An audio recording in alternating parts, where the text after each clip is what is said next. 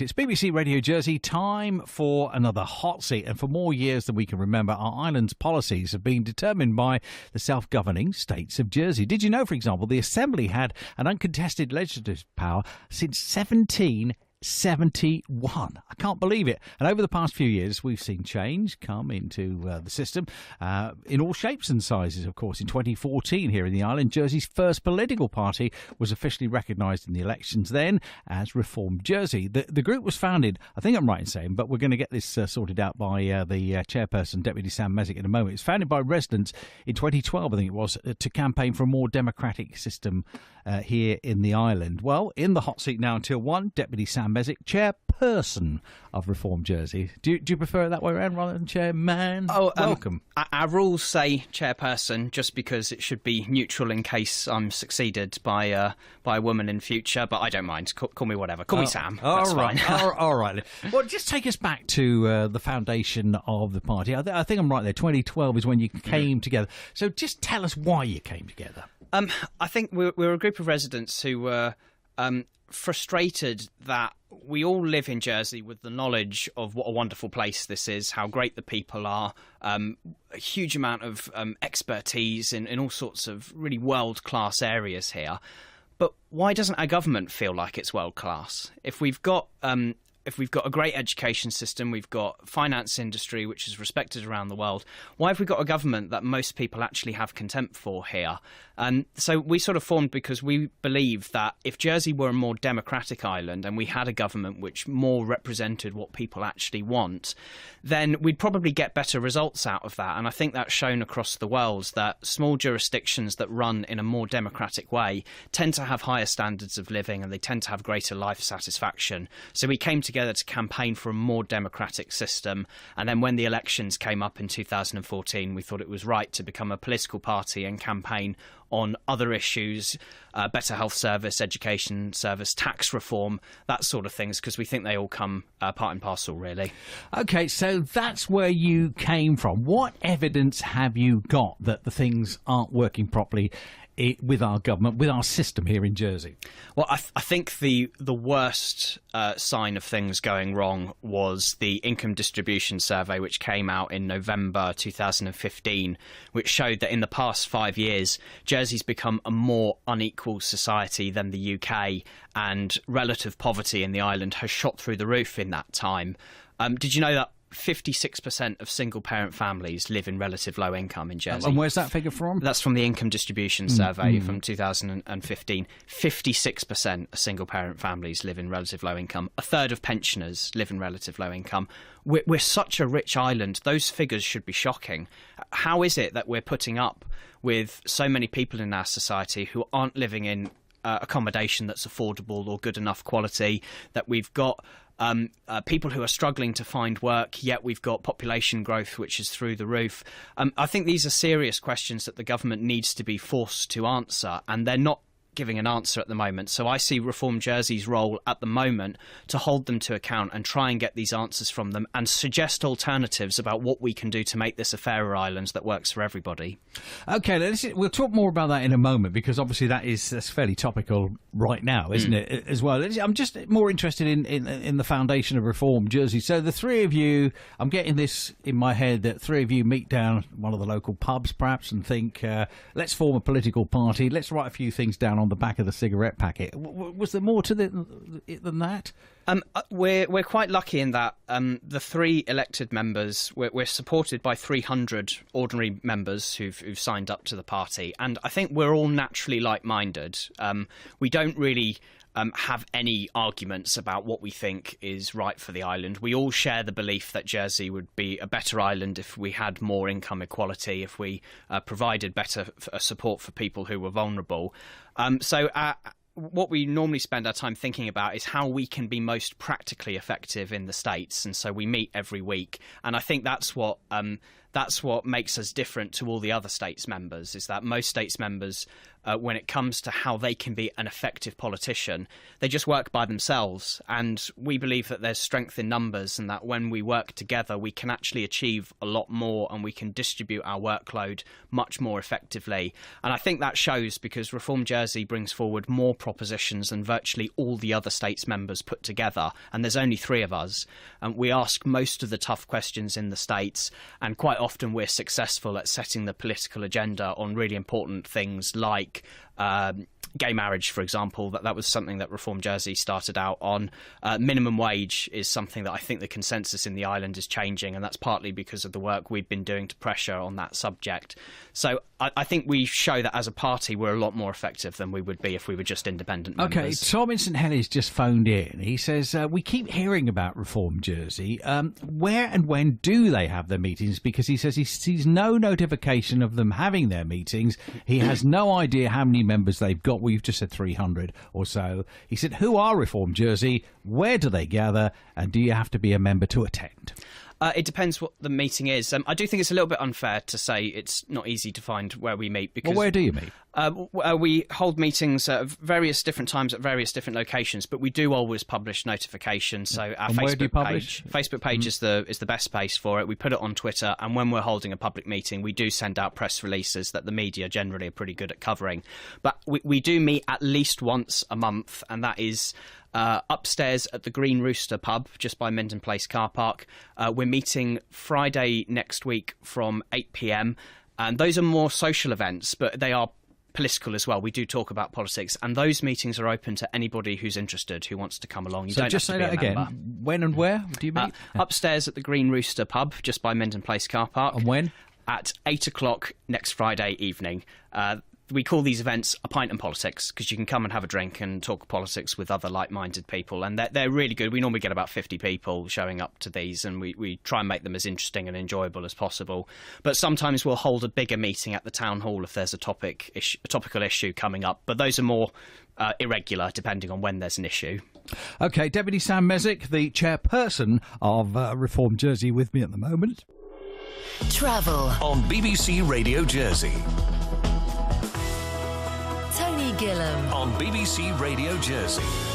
OK, it's Friday, it's the hot seat, and Deputy Sam Mézec is with me, chairperson with Reform Jersey. The phone lines are open. We've got a lot of questions coming in already. 720-255 is the number, 720-255. You can email radiojersey@bbc.co.uk, and on the text it's 07786 202 888. Deputy Mézec, you were just telling us about the early foundation of the party. Had any of you had any experience in politics before that moment, before you decided to form the party? Well, our vice chairman is Deputy Jeff Southern, who he's been a states member, I think, for about 15 years or something like that now. And Jeff, I think, has a really good reputation of being a thorn in the side to the Council of Ministers, and has been involved in campaigns stretching back a long time. The GST rallies, he was a really pivotal player in that. So Jeff has got loads of experience. Deputy Montfort Tadger, I think, has been a states member for about 8 years or something like that. And I was quite politically active when I lived in London as well. So there were mayoral elections I used to campaign in, and a referendum. I wasn't very involved in student politics, though. I was more out on the street with a political party up there instead. And we're getting newer and newer members who I think are going to be real players in the future, hopefully, who in the run-up to the next election will be trying to give a platform and introduce to the public people who've got some really interesting expertise in different areas that hopefully will have something really positive to contribute. Yeah. And have you found that political attitudes here in Jersey are different to those, say, in London? Oh, hugely. Because Jersey doesn't have that culture of voting. In the UK, there are parts of the country where the moment you turn 18, your parents grab you by the collar and they take you to the polling station and say you are voting because that's what this family does. And that doesn't really exist in Jersey. I think there are some people who absolutely always vote and always will, no matter who the candidates are. But voter turnout of the last election was 30%, meaning 70% of people who were eligible didn't turn out to vote. I mean, that's huge, and that's really worrying, and it's not good for democracy that so few people come out to vote, and that's the biggest difference, I think. It's culturally, people aren't used to being in that habit of voting, and I hope that with party politics, that is something that would eventually change. Well, eventually change then, but as you've just quite rightly pointed out, 70% of the population, the people who had the vote on the last general election here, did not turn out. So does that suggest to you, it certainly does to me, that they're simply not interested? A lot of them simply won't be interested, but I think there are other opinion polls that are done across the board to find out what people's views are, and it's quite interesting that 70% of the population don't vote, yet the last opinion poll I saw showed 70% of the public being dissatisfied with the government. What opinion poll was that? The Social Annual Survey a couple of years ago did that, and that's a scientific poll. That's not a random one on the street. That's done by professionals. And 70% saying they weren't satisfied with how the government was performing, and that's very frustrating, because imagine if that 70% did come out to vote. Do you think things would be the same? Of course they wouldn't. Things would be drastically different, and people don't realise just how powerful they are. So does that mean we've got to make it more sexy then, perhaps? Well, that's what I'm trying to do. But yeah, absolutely. And I've got to be honest, I think things are changing. Social media in particular has really changed over the last 6 months, I think. I see a lot more political discussion, particularly from young people. People are getting involved in political satire that they weren't before. Memes are coming up. I found myself in a couple of those recently, which has been quite entertaining. What did you think of it? I was flattered. There was a great one. I don't know if people would have seen this. Somebody put up a picture of my election poster next to a picture of me playing electric guitar in my rock band. And I did see that myself, yeah. And the caption says, "Find yourself someone who can do both." And I just like the idea, politics and rock and roll going side by side like that. So hopefully that will show people that politicians are human beings. We're not sort of alien creatures from Mars who don't know what it's like to live an ordinary life. And I think the more people realise that, and the more accessible it becomes through social media, I hope people will get more interested and more involved. Just continue with your story for a moment, because of course you came to the States after the election, which was, what was it, 2015, 2013? I can't remember. 2014, 2014, yeah. It was in there somewhere. So you were one of the youngest, if not the youngest, weren't you, to be elected to the chamber? No, I think the youngest ever was Deputy Jeremy Masson, who was 21. So I was 23. As far as I can work out, I think I'm the third youngest ever. I think John Averty was elected slightly younger than me as well. But I think the States of Jersey is quite lucky that we have had quite a few young members over the years. Montfort Tadger was quite young when he was elected. He's in a band as well. Oh yeah, absolutely, accordion player. We've played together actually before, which has been quite fun. Deputy Tracy Valois was quite young when she was elected. Obviously, Jeremy Masson was young. I think that's really important to have young people involved, because it gives you that different perspective. And the way I always put it is, I'm the only States member who was born after the Berlin Wall fell. And, such a pivotal moment in history, my life perspective is quite different, having not witnessed some of the really difficult times there were in the 70s and 80s. But I think it also gives me quite an optimism. I genuinely believe that Jersey's a special place that can achieve all sorts of brilliant things if we all come together and try and work in that direction. So it's good to have a States with different perspectives in it. OK, so you get into the States and you are joined by your fellow two members of Reform Jersey. Are you nothing more than, though, a thorn in the side for the government? We are at the moment, and that is, I think, essential for a democracy. No government should be able to govern without opposition. It is really important that there are people in politics who are speaking for those who don't agree with the government. And we try our best to do that, and we do try and engage with all sorts of other groups who aren't necessarily sympathetic to Reform Jersey on every issue, but groups that we've worked well with, Save Our Shoreline, the Save People's Park campaign, St Helier Waterfront Action Group. We've supported a lot of what they've done as well.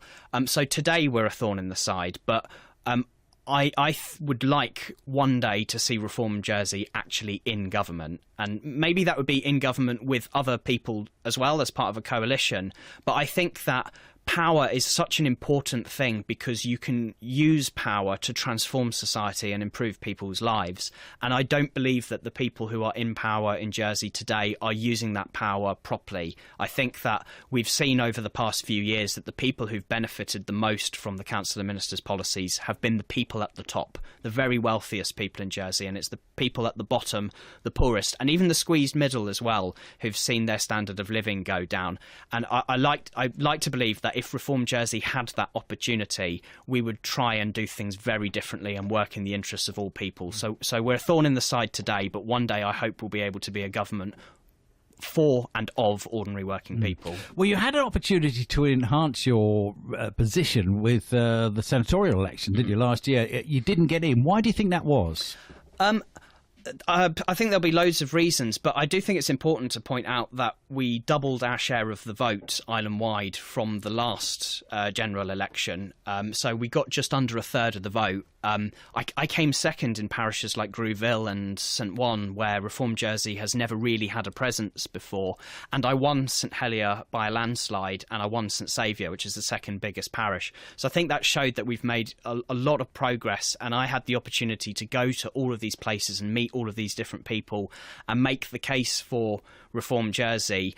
And that was really important because I do think it's fair to say that we are often misrepresented in some of the media outlets. The BBC tends to be pretty good at that, actually. Who's misrepresenting you then? Well, there's often letters that are written to the JEP that talk about our policies that just aren't true. There's been some on our tax policy, people saying that Reform Jersey just want to tax middle earners through the roof. And of course we don't. I want to see the squeezed middle in Jersey finding their lives easier, and I don't want to see them taxed through the roof. And I promise that I will not stand for election telling people that I want to raise their taxes in that way. I think taxes should go up on the highest earners, but not the middle. So that sort of misrepresentation can be a bit frustrating because it doesn't really reflect what we're about. But that's why we've got to work hard to get our message out there, knock on doors, meet people, and put candidates forward at election. OK.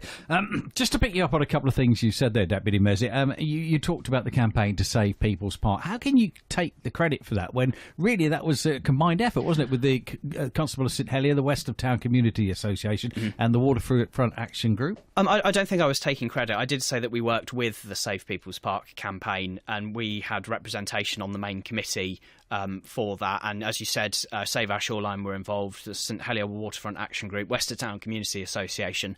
That was a wonderful example of what people can achieve if they come together and if they campaign creatively and engage with the public. And that was a really positive moment for me because we worked with people who we politically don't have much in common on other issues, but who we agreed with on this one, which showed that we may from time to time be people who shout from the sidelines when necessary, but when push comes to shove, we will work with people towards a shared aim and we can be successful at that. But it was a joint effort and I think we made some really important connections with people who have got all sorts of positive things to contribute to the island, and I think that was a really good moment for Jersey democracy.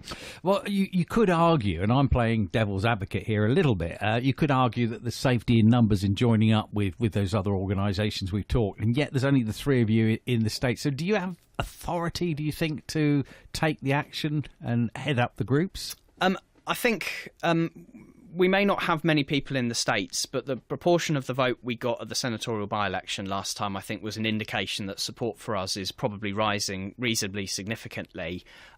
But it's also our job to win more support, and you can't do that by sitting on your hands and doing nothing in the States. And I think the public are fed up with hearing from politicians at election time and then never hearing a peep out of them for the next 4 years. I don't think you can criticise Reform Jersey for that because we've made it clear right since day one after the election that we've been working hard to try to represent those people. We won't always get things right. Every now and then there'll be an issue that people will be surprised that we'll take a particular stance on or won't like it. And that's difficult and that's democracy, but we've got to keep working hard to put our values into practice and to show that Reform Jersey States members work hard and do their best to represent ordinary people. Now, I watch the state sittings as I'm sat here on the air while you are down in the States there, and the three of you sit together, and you're very vocal. As you've already mentioned, Jeff Southern is not backwards in coming forwards. But what's going through your minds when you're arguing your case in the States, knowing that really, in the situation that exists at the moment, you really don't have much of a chance of changing the course? I think we've had a few really important victories over the years. I brought the first proposition on gay marriage, which was successful, and at the end of this year, gay couples will be allowed to get married, and that will be partly down to the work we put in the early days. On 0 hours contracts, we've managed to get exclusivity clauses banned, and that was a proposition I brought forward.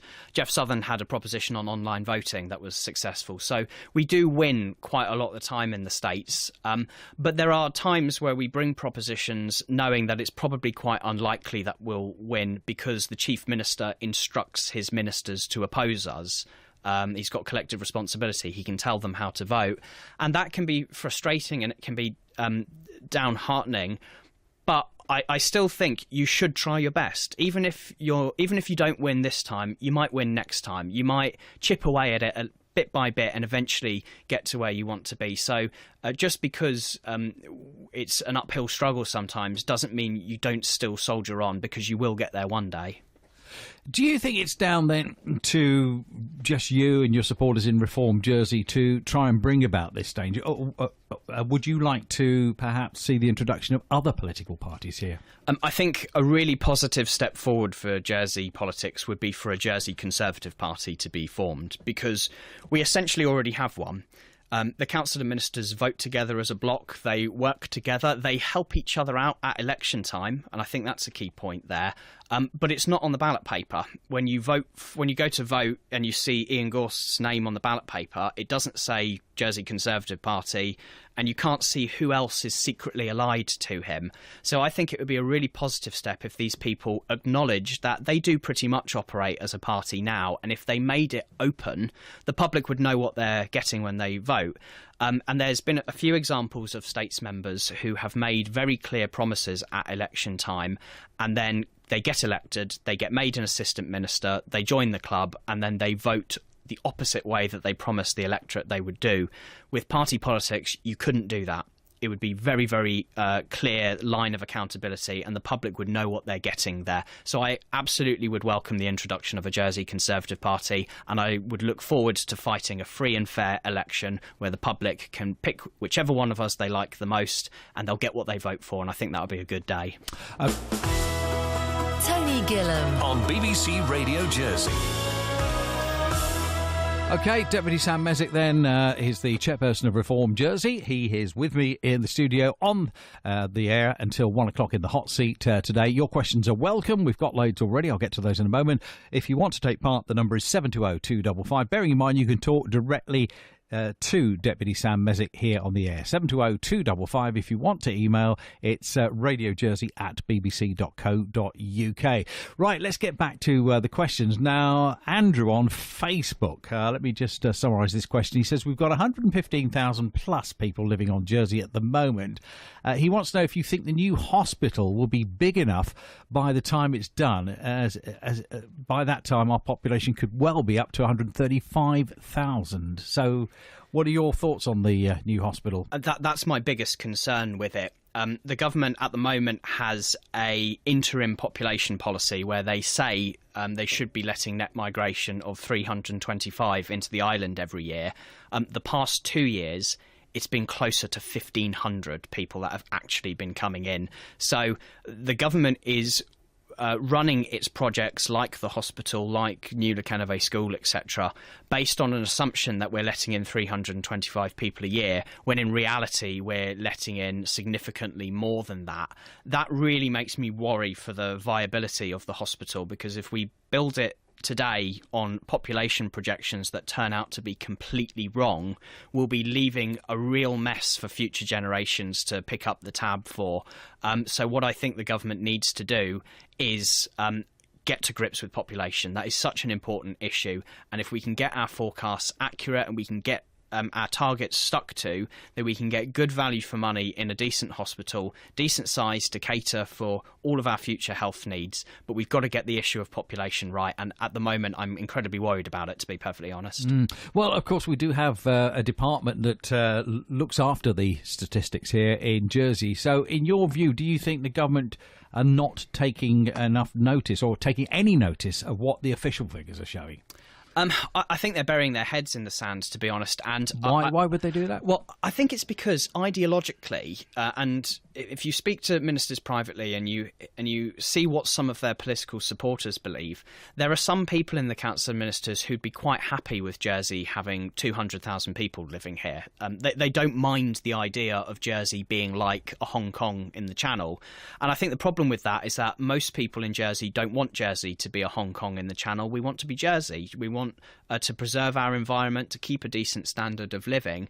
And there's a real disconnect there. And I think the next election will be very interesting because we're likely to see these ministers standing for re-election, trying to say that if you re-elect them, they'll get to grips with population policy, when the past 4 years have shown that they're just simply incapable. And I think it's because they don't really believe in population control. Well, the Chief Minister has gone on record, as we know, this is an allied subject now, on a similar theme, saying that relative low income is reducing here in the island.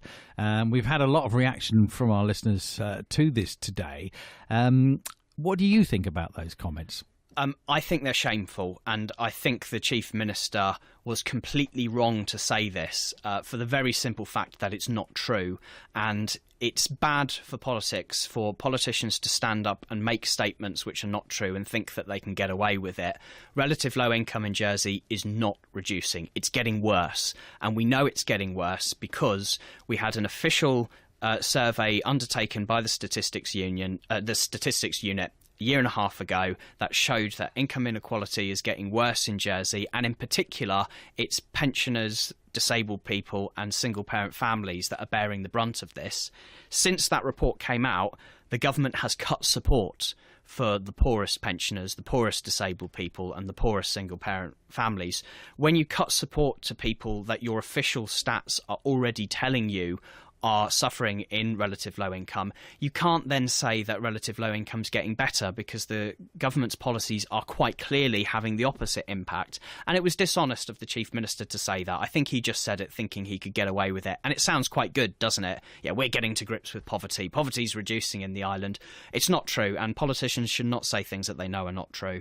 Why did, I presume your party, I saw the open letter from Deputy Jeff Southern published, and it said that more or less what you've just said now, that Senator Ian Gorst has misled the Assembly. Do you think then that he should apologise? Of course. I think it's a sign of good leadership to admit when you get something wrong. I get things wrong from time to time, and it can be difficult apologising, but you should when you're wrong. The Chief Minister said something that has... there was never any evidence that it was true, and with a little bit more digging we found out that it wasn't true. It shouldn't be too difficult to stand up and hold your hands up and say, sorry, I spoke out of turn, I was wrong, I take it back and I'll try harder in future. I think that would be a sign of good leadership if he did that, but so far it looks like he doesn't really intend on doing that. James has emailed. He says, can I just say that I'm lost as to what Deputy Sam Mézec is saying about Jersey. 3 years ago, in the midst of recession, I would agree with him and say the island was in trouble, but we cannot ignore that there are over 2,000 jobs available now, and people who own property are no longer worried about negative equity. Tourism is up, finance is booming, and even agriculture is showing better economic data than previous years. If things are really as bad as Deputy Sam Mézec says, why aren't people leaving the island for greener grass? You're shaking your head, Deputy Mézec. I think almost all of that is untrue. Firstly, a lot of people are leaving the island. A lot of talented young people go through their education in Jersey and feel like they don't really have a future here. And a good proportion of them do leave. And a lot of my friends who I went to school with no longer live in the island. So it's not true to say that some people don't get fed up and leave. You just never hear from them again. So that's why it might feel like that's not happening. But why are they leaving? I'm not saying they're leaving in droves and droves, but some people do because they don't feel like they have the job opportunities here and they feel like they might stand a better chance somewhere else. And well, it's a small place, though, isn't it, Jersey? Well, yeah, and you're always going to have that to a degree. But some of the comments he made about economic growth are simply not true. He said that finance is booming. Finance is obviously our most important economic sector, and it is doing well. But last year, finance shrank. Now, you can't say you can't make an economic assessment of something when the numbers just don't show that. Finance shrank last year. We have to be honest about that. It's not necessarily a bad thing for every now and then an economic sector to not make much movement. And where are you getting these figures from? This is from the stats unit, again, who measure Jersey's GVA every year. Finance grew very significantly in 2014, and then it shrank a little bit in 2015. What that means is that there's no trend. If you're growing one year and shrinking another year, there's no trend. And I would like to see a trend of positive economic growth across all sectors with extra support provided to agriculture and tourism. And then what I think you would see is better job opportunities in all of those sectors to get our unemployed people back into work. And he mentioned that 2,000 jobs have been created. Well, unemployment in 2014 was around about 1,400. Unemployment today is around about 1,300. So if 2,000 jobs have been created, but our number of unemployed people in Jersey has only gone down by 100, what's happened? Well, I'll tell you what's happened. The population has grown quite a lot. Now, that's a Ponzi scheme. We can't just keep fueling economic growth by bringing people into the island, because that might help your balance sheet for a few years, but eventually these people have children, they need to use the health service, and all of that costs money. Economic growth that is driven by population growth is an unsustainable policy. So it's important that we're not too negative about Jersey's economy, but we have to accept the reality, which is that things simply statistically are not as rosy as some people would like us to believe. Why do you think that you're so right and the states are so wrong then? Well, I've quoted stats there, and I don't think you can argue with stats there. To me, the government comes across like it just doesn't know what it's talking about. You know, when it makes a comment like, oh, we've got record numbers of people in jobs, it sounds good, but that's because the population's gone up so much. And so I think there's a disconnect between what these statistics objectively show and what the government is saying. And that leads me to believe that the government themselves either don't really understand the stats or they're being a little bit economical with the truth. And whichever one of those it is, it's not good. Governments should be honest about what the stats say. And they're available for the public to Google if they want to. It's just a case of getting them out there. So I'm grateful for the BBC for giving me an opportunity to point that out. Deputy Sam Mézec is with me. He is the chairperson of Reform Jersey, the only political party here in Jersey. We're asking for your call, 720255. We've certainly no shortage of questions. Deputy, if I could ask you to put the headphones on. Yep. We've got our first caller coming in now. It's one of our regulars here. This is Richard on the line from St John. Afternoon, Richard. Morning, gentlemen. Or good afternoon, is it? Sorry. The question is, do you think that the proposed reform of government, the one at present, should go much further than to protect the position of its members? Should it be now taken right out of vested interest? We have seen millions of hours and pounds wasted so far for so little. Is it time that we took it outside of the government, the question of reform, state reform, and got something that the people wanted rather than the members? OK, well, I was going to ask Deputy Sam Mézec about reform, so there's Richard's question to kick it off. Yeah, it's a good point. The States has voted to implement some modest reforms for the next election. I voted against those reforms because I think they don't represent what the public actually voted for in the referendum in 2013. And I think it's wrong for governments to ignore what the public say in a referendum. When you look at the timetable, though, it's too late to stop these changes. They are going to go through, and we are going to have the next election under that system. And I think we should welcome that and be optimistic about it. But after that, I do think that we need a reform of the States Assembly that is much more drastic than what states members have been prepared to propose previously. And I think we should take it out of the vested interest of the states members.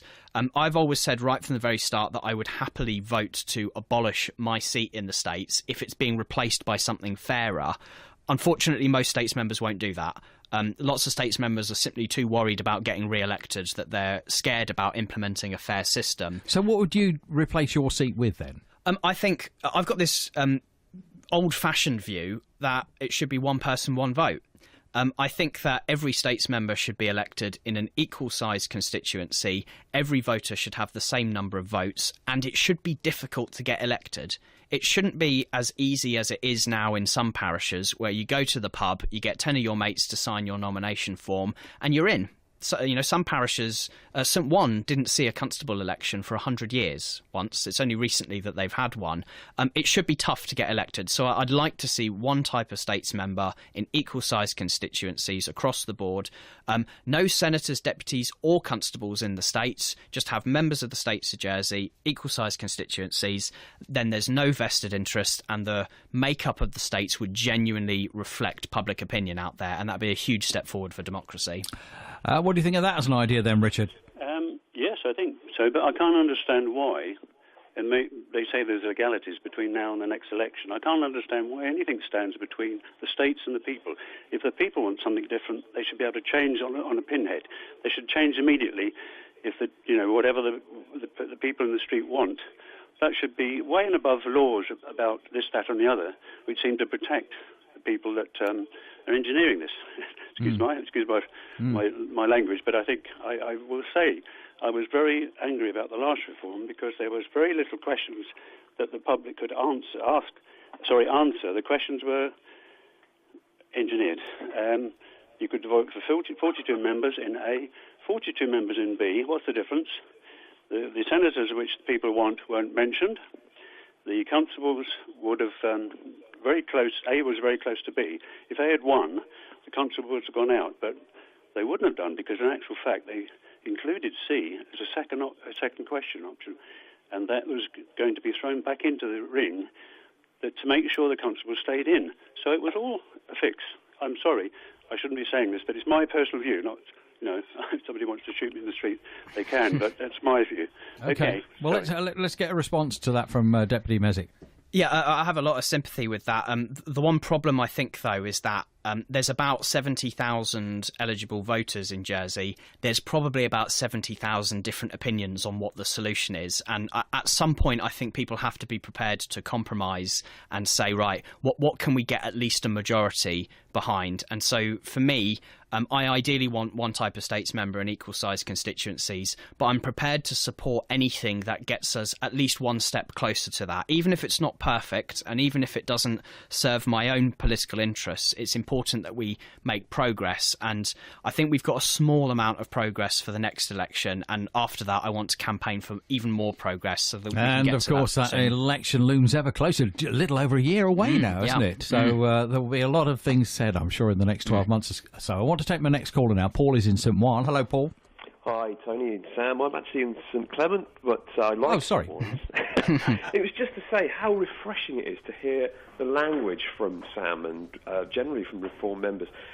I hate it when we get these soulless, media-friendly sound bites that are all pre-prepared from the Chamber of Ministers. I just literally glaze over and lose interest. And I want to hear the person speak.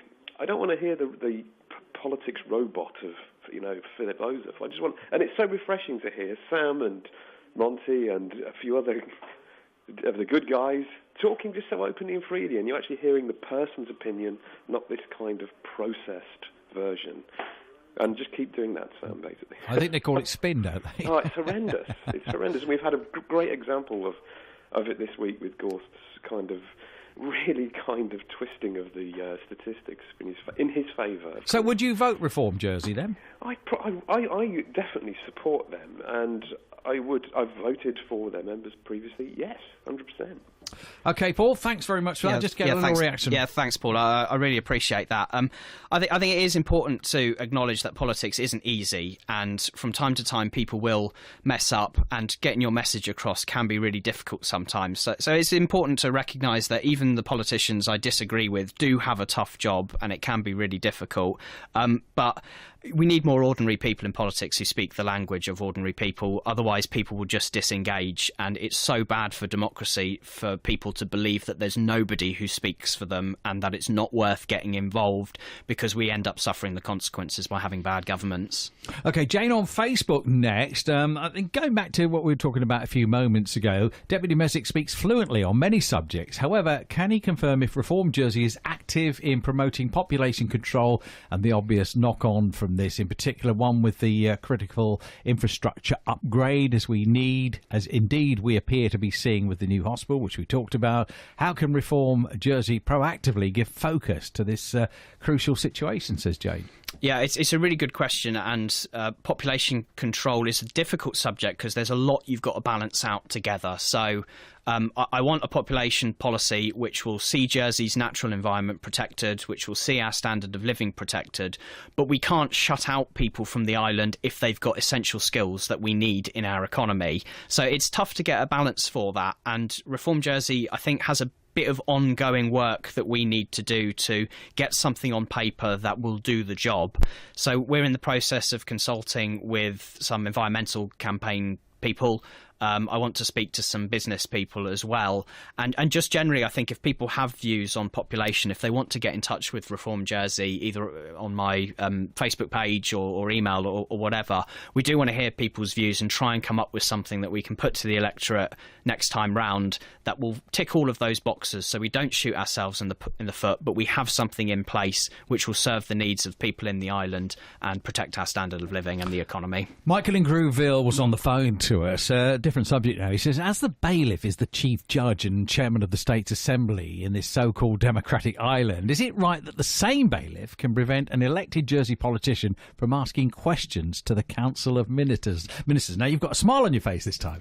Well, indeed, I couldn't have put it better myself. The bailiff has, I think, overstepped the mark on several occasions recently, and the deputy bailiff. I think they're both as bad as each other on this, where I put my light on to speak in the State's Assembly and robustly challenge the government, and they do whatever they can to get in our way. And I think it's very anti-democratic, and we should have somebody presiding over the states who is the choice of the people, not somebody who's there by virtue of the fact that they're a judge in a court. It's an undemocratic way of doing things, and I think the fact that my colleague Deputy Tadjer was denied his right to ask two important questions that were in the public interest was completely wrong, and the sooner we deal with this, the better, I think. OK, now, last time you were here, you dangled a little bit of a carrot on your tax reforms. Before we talk about that, Andy on Facebook, which this is what's reminded me, said, would you support the introduction of inheritance tax and capital gains tax in Jersey? At the moment, I don't think that's the right way forward. There's a principle behind capital gains tax that I quite like. You know, I think that when times are tough and people are struggling, you can purchase, say, a painting. You buy a painting for £10,000, and then the artist who painted that sadly dies. The value of that painting will shoot up. And say it goes to £100,000 and that person sells it, they've made £90,000 property and won't pay a penny of tax on it. That's a lot more than most people would be able to earn in a year. I think that on a point of principle, it's right that when you make pretty big capital gains like that, perhaps you should pay a bit of tax. But the other side to that is that a lot of our finance products rely on there not being capital gains tax, and I would not want to shoot us in the foot by introducing something that scared off a lot of business like that. That being said, I don't think these are topical issues for the moment. I think it's more important right now to look at the taxes we already have rather than looking at new ones. Well, can you tell me any more then about your big tax plans that you just fleetingly mentioned last time you were here, which was only a week or so ago, and you said you hopefully would be in a position to announce your new tax ideas, prospects, whatever you want to call them. Can you tell me any more today?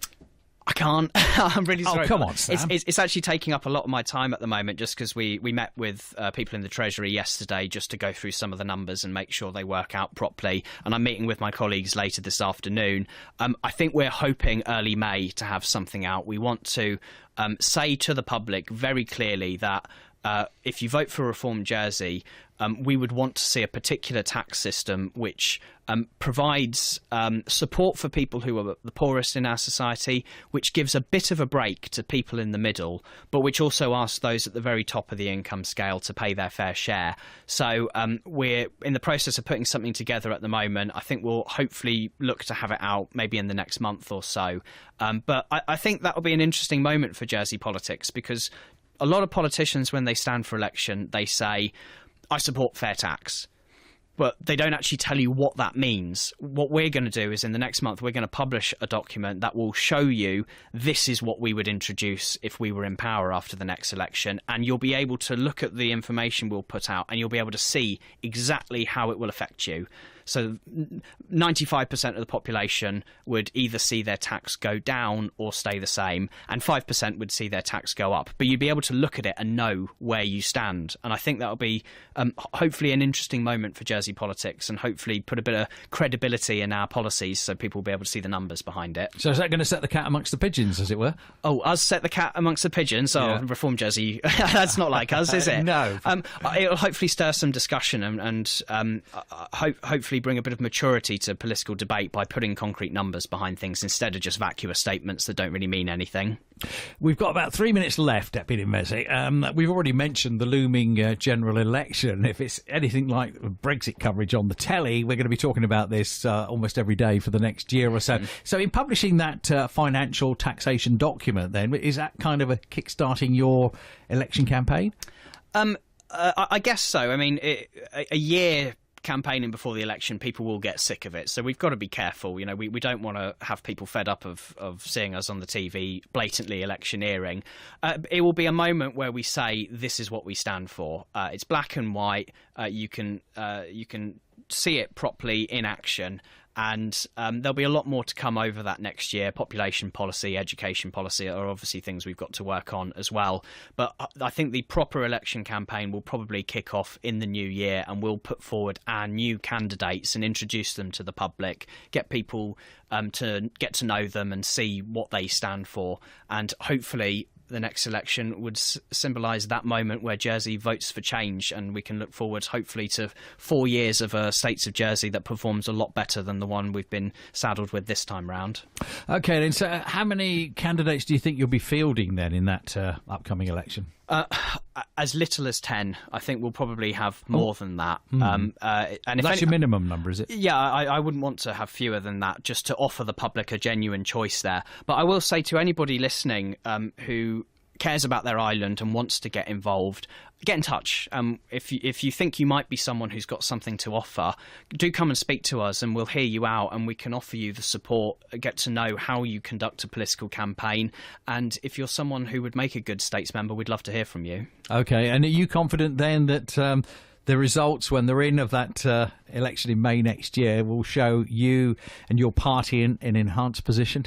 I really hope so, and I do feel optimistic, because people, I think, have become very disillusioned with the government over the past few years. It's worse than I can ever remember it being, but there is still that glimmer of hope. I've got faith in the people of Jersey that we all love our island and know that it's capable of doing a lot better than it is under this government, and I hope that people will be optimistic and come out and vote positively rather than just sit at home and complain. So I'm optimistic. I think this will be the moment for change. Deputy Mézec, thank you very much for coming in to occupy the hot seat today. Thanks very much.